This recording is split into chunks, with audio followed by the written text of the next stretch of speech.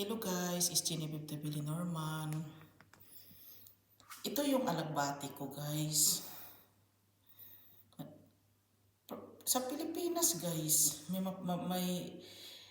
mabinta, mabibili ka palang seedlings pero hindi sila nagtanim about like this. Hindi sila nagbinta. Iwan ko, wala naman akong nakikita eh. Alagbati ko siya guys. Nasiyahan ako this year dahil tanim ako ng tanim. Tapos kinain ko na yung ano niya, 'di ba sa alagbati? Dahon lang naman, oo. Iwan ko, hindi pa ako nakakain ng seeds niya. Yung ano sa akin tangkay at saka yung may ano siya, may ismil. Tapos yung alagbati talaga guys eh. Nandito pa siya. Nasaya ako kasi ang healthy niya oh. Dito lang to sa loob ha.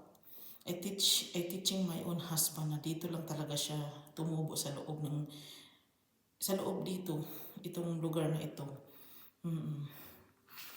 Pangatlo, nag-ano ako sa kanya guys, I teach him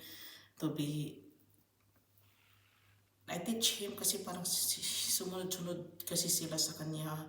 Tapos parang hindi nila makuha yung actual, iwan ko, parang I teach him. Basta yung alagbati ko, napapansin ko, tubo lang siya ng tubo dyan. Tatlo kasi sila eh.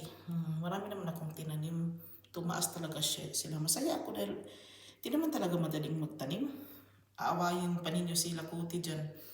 Hindi talaga madaling magtanim. Iwan ko, naguluhan ako why you are angry with here. Nagtanim lang naman pala yung babae doon sa Canada.